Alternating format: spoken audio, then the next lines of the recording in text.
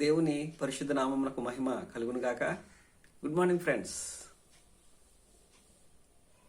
Have a blessed Monday. దేవుడి ఉదయకాలాన్ని మనతో మాట్లాడుతున్నాడు. యెషయా గ్రంథం 61వ అధ్యాయంలో మనం చదివినట్లుగా,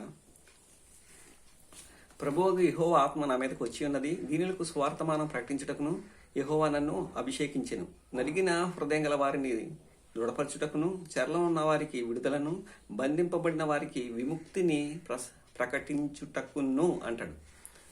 ఇదే వాక్యాన్ని ప్రభువైన యేసుక్రీస్తు ఆ రోజు సమాజ మందిరంలో చదివి వినిపించిన తర్వాత, నేడు ఈ మాటలు మీ వినికిడిలో నెరవేరినవి అని చెప్పి అక్కడ ఉన్న వారికి చెప్పినప్పుడు వారందరూ కూడా విశ్వసించలేదండి. పైపెచ్చు యేసుక్రీస్తుని చంపేయాలని చెప్పి పన్నాగం పన్నారు. కారణం ఏంటి అంటే, అప్పుడే కదండి, ఇప్పుడు కూడా క్రీస్తు మనకి ఏం ప్రకటించడానికి వచ్చారంటే మార్గాన్ని ప్రకటించడానికి వచ్చారు. ఆయన ఎందుకు వచ్చారంటే ఆ మార్గాన్ని విశదపరచడానికి, తెలియని దాన్ని తెలియచెప్పడానికి ఆయన ఈ లోకంలోకి వచ్చారు. ఎందుకంటే సువార్తను ప్రకటించడానికి. ఆయనే మంచి వార్త. ఆయన యందు విశ్వాసం ఉంచటమే నిత్య జీవితం. ఆయన వచ్చిన కారణం ఏంటి అంటే, అమ్మా చెల్లి, తమ్ముడు వింటున్నావా, సహోదరుడా, ఆయన వచ్చిన కారణము మనం చూసినట్లయితే బంధింపబడిన వారిని విడిపించడానికంటండి. ఏంటి ఆ బంధకం అంటే? పాప బంధకాలు. ఏంటి ఆ బంధకం అంటే? నిరాశ అనే బంధకం. ఏంటి ఆ బంధకం అంటే?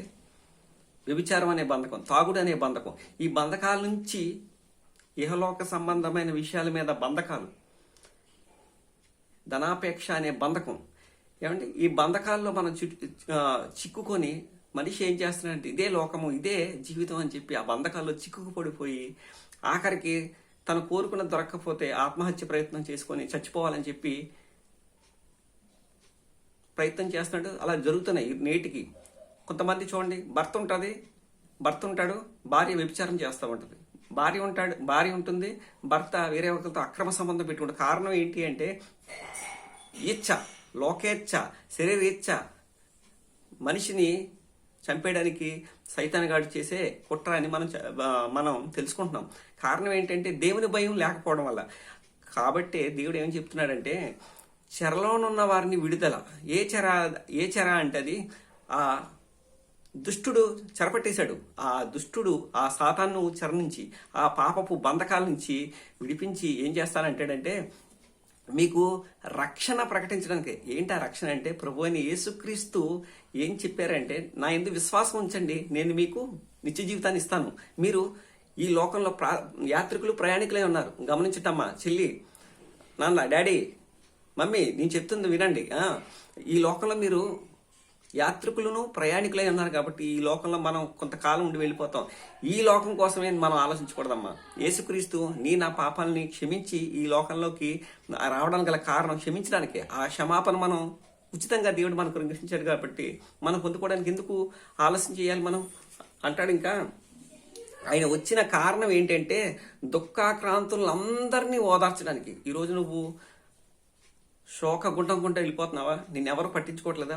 చెప్పుకోలేని సమస్యతో, బాధతో, వేదనతో, ఏది చేసినా కలిసి రాక బాధపడుతూ, వేదనకు గురైపోతూ, ఇంకా నాకు ఈ చావే శరణ్యం అని చెప్పి అల్లాడిపోతున్నావా? అమ్మా, నువ్వు స్టూడెంట్గా ఉన్నావా? స్టూడెంట్ కొంటే అయితే తమ్ముడు బాగా చదువు, తల్లిదండ్రులకి విధేయత నేర్చుకో.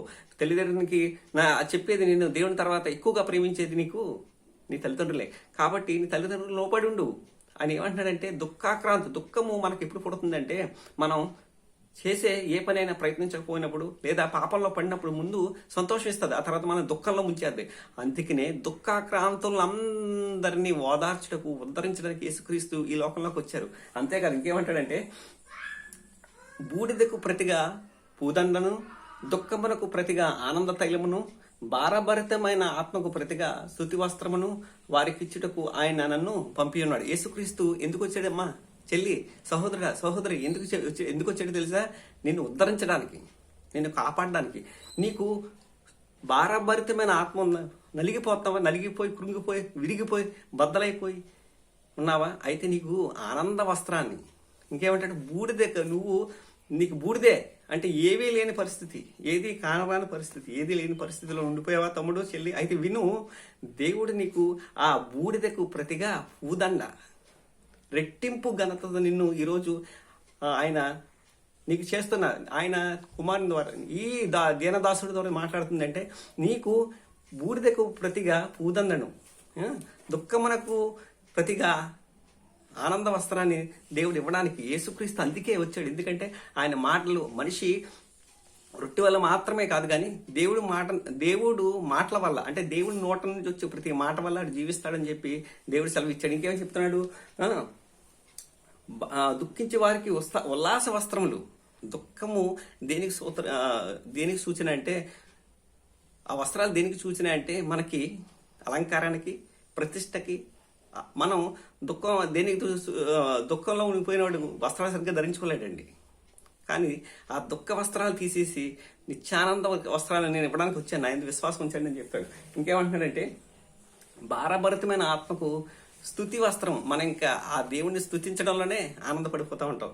దేవుని యందు విశ్వాసం ఉంచండి. ఆయన నిన్ను ఉద్ధరించండి. యేసుక్రీస్తు నిన్ను ఈ లోక శిక్షించే కాదండి, ఆయన నిన్ను ఈ లోకంలో ఉద్ధరించడానికి.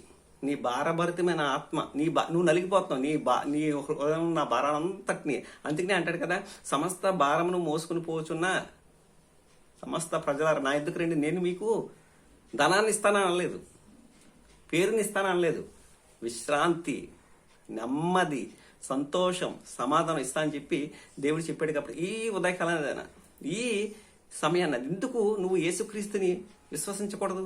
ఎందుకు ఆయన మార్గంలో నువ్వు నడవకూడదు? తమ్ముడు, చెల్లి, సహోదర, ఎందుకు నువ్వు ఆయన విశ్వసించండి? ఇది మతం కాదు బ్రదర్, సిస్టర్, ఇది మతం కానే కాదండి, ఇది మార్గం.